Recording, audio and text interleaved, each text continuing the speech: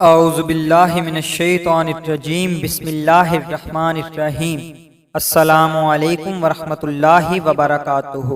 شمع رسالت صلی اللہ علیہ وآلہ وسلم کے پروانوں، ایک بار محبت و شوق سے پیارے آقا نور مجسم سید دو عالم صلی اللہ علیہ وآلہ وسلم کی ذات پاک پر درود پاک پڑھ لیں۔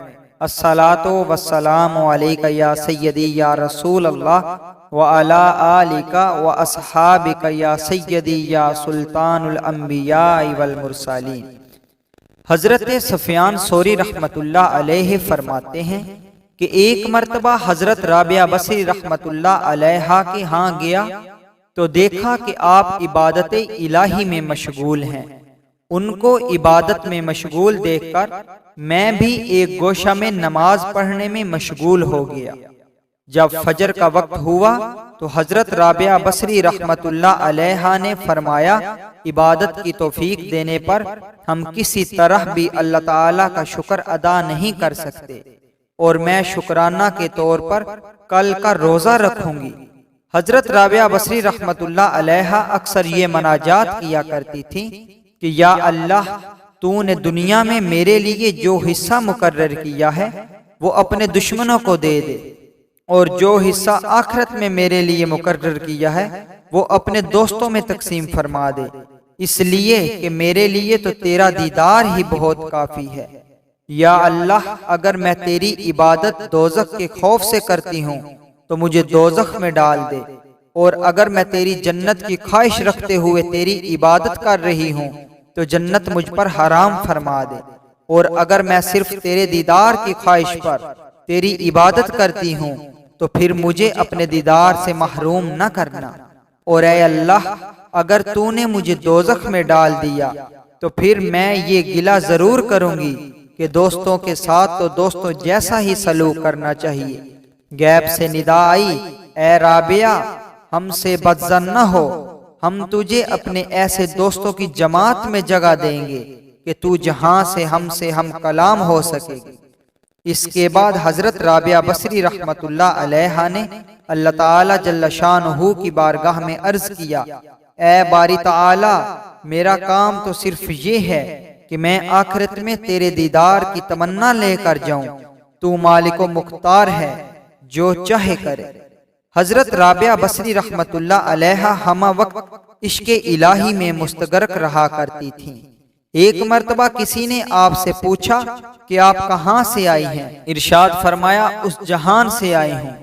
اس نے پھر پوچھا کہ کہاں جائیں گی؟ فرمایا، اسی جہان میں واپس جاؤں گی۔ پھر پوچھنے والے نے دوبارہ پوچھا کہ آپ اس جہان میں کیا کرتی ہیں؟ حضرت رابعہ بصری رحمت اللہ علیہ نے فرمایا، میں افسوس کے سوا کچھ بھی نہیں کرتی۔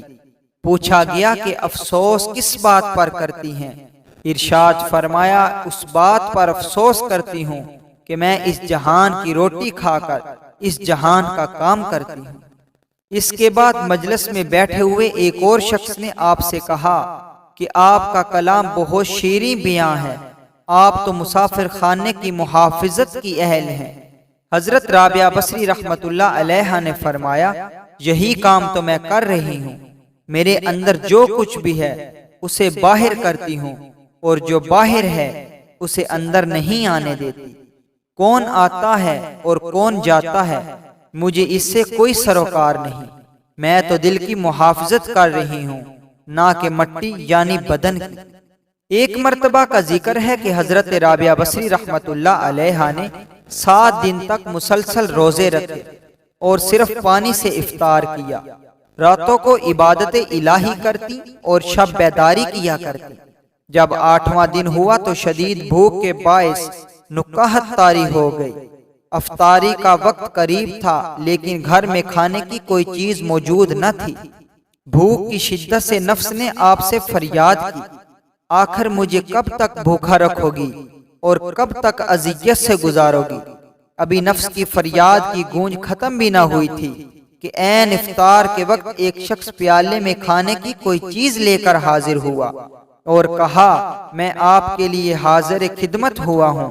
حضرت رابعہ بصری رحمت اللہ علیہ نے اس شخص سے کھانے کا پیالہ لیا اور اپنے نفس سے مخاطب ہو کر فرمایا، تیری فریاد سن لی ہے، اس لیے کوشش کروں گی کہ تجھے مزید بھوک برداشت نہ کرنی پڑے۔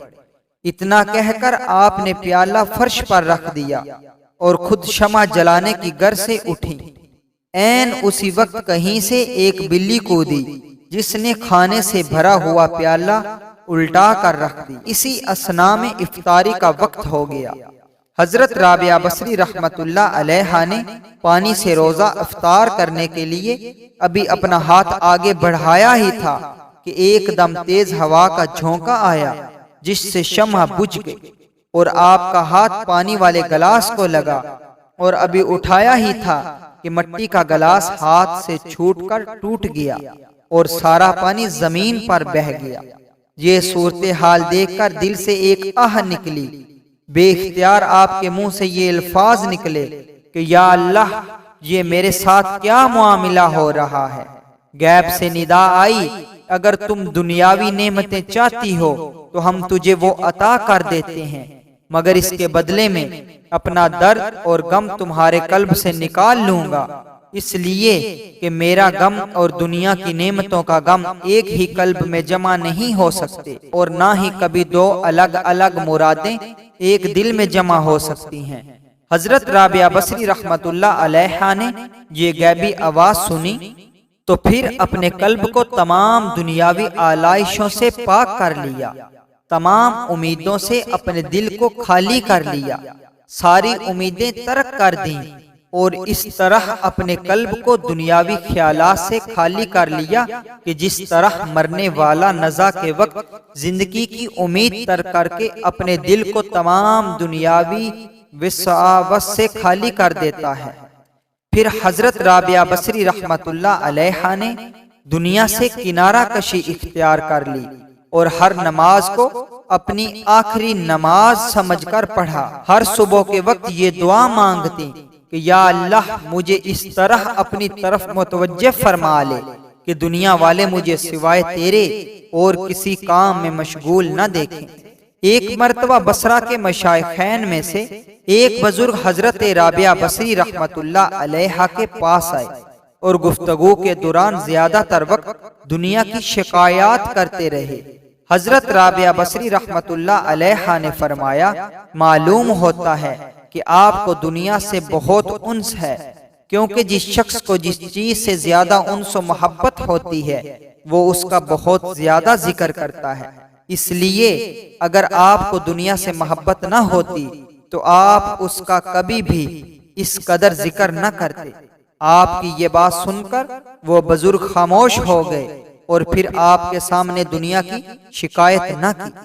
حضرت مالک بن دینار رحمت اللہ علیہ فرماتے ہیں کہ ایک مرتبہ میں حضرت رابعہ بصری رحمت اللہ علیہ سے ملاقات کرنے کی غرض سے آپ کے ہاں پہنچا تو دیکھا کہ آپ کے پاس ایک بوسیدہ سی چٹائی ہے جس پر اینٹ کا تکیہ بنا کر آرام فرماتی ہیں۔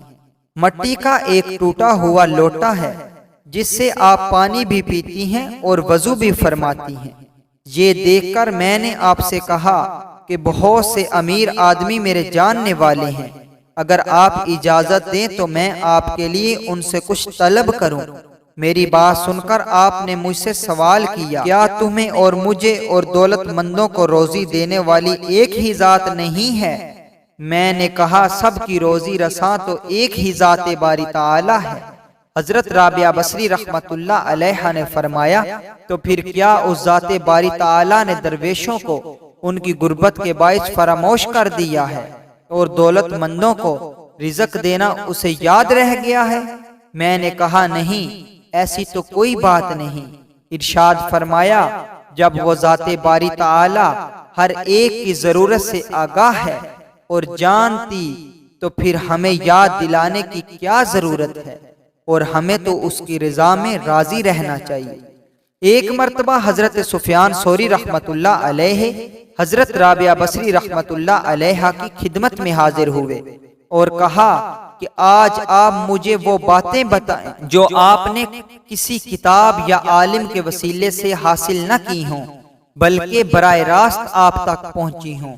ان کی بات سن کر حضرت رابعہ بصری رحمت اللہ علیہ تھوڑی دیر تک خاموش رہیں، پھر فرمایا میں نے ایک مرتبہ اپنی ضرورت کی اشیاء خریدنے کی غرض سے اپنے ہاتھ سے بٹی ہوئی چند رسیاں فروخت کی۔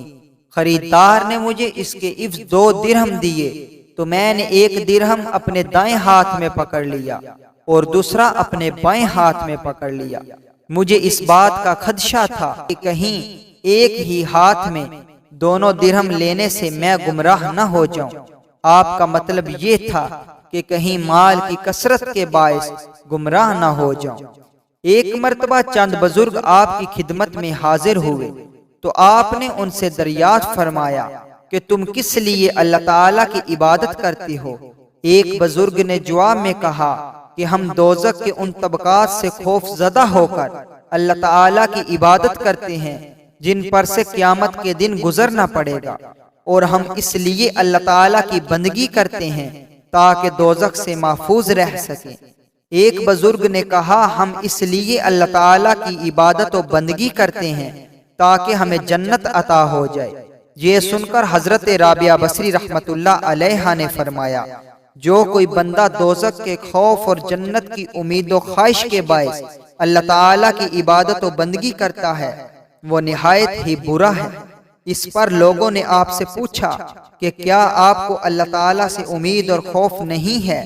آپ نے فرمایا پہلے پڑوسی ہے اور بعد میں اپنا گھر، اسی لیے ہماری نگاہوں میں جنت اور دوزخ کا ہونا یا نہ ہونا برابر ہے، اس لیے کہ اللہ تعالیٰ کی عبادت فرض عین ہے، اور اگر وہ جنت اور دوزخ کو پیدا نہ فرماتا تو کیا بندے اس کی بندگی نہ کرتے؟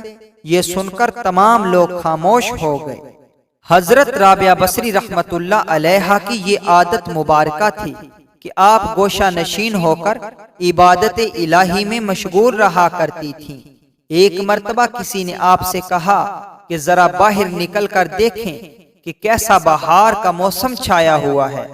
آپ نے یہ بات سن کر اسی وقت فرمایا میرا کام تو سانے کو دیکھنا ہے، اس کی سنت کو نہیں، اور میں اس کے دیکھنے میں محو ہوں، اس لیے کسی اور طرف دیکھنے کی فرصت ہی نہیں۔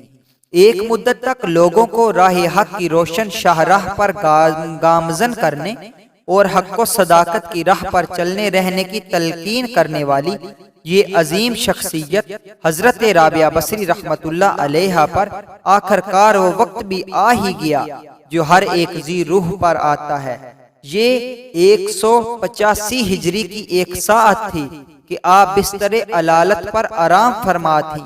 بصرہ کے چند نیک دل لوگ آپ کی عیادت کرنے کی غرض سے آپ کے پاس بیٹھے ہوئے تھے کہ یکا یک آپ نے حاضرین سے فرمایا آپ حضرات یہاں سے ہٹ جائیں اور ملائکہ کے لیے جگہ چھوڑ دیں۔ آپ کے حکم پر سب لوگ اٹھ کر باہر نکل گئے اور آپ نے دروازہ بند کر لیا۔ کچھ دیر تک اندر سے گفتگو کرنے کی آوازیں آتی رہیں۔ اس کے بعد جب آوازیں آنا بند ہو گئیں تو لوگ اندر داخل ہو گئے۔ دیکھا کہ اللہ تعالیٰ کی عبادت گزار بندی، نیک و بھلائی کی مجسم صورت، فرشتہ، صفت، مجاہدہ، عابدہ، زاہدہ، صالحہ، فخر نساء فی العالمین حضرت رابعہ بصری رحمت اللہ علیہا اس دنیا سے رحلت فرما چکی تھی۔ آپ نے 185 ہجری میں بصرہ میں وصال فرمایا اور بصرہ ہی میں آپ کو دفن کیا گیا۔ سامعین و ناظرین، مزید درود شریف کی فضیلت و عظمت سننے کے لیے، اس طرح کے ایمان افروز واقعات سننے کے لیے ہمارے چینل کو سبسکرائب کریں، ساتھ بیل آئیکن کو بھی پریس کریں تاکہ ہر نئی آنے والی ویڈیو آپ کو آسانی سے مل سکے۔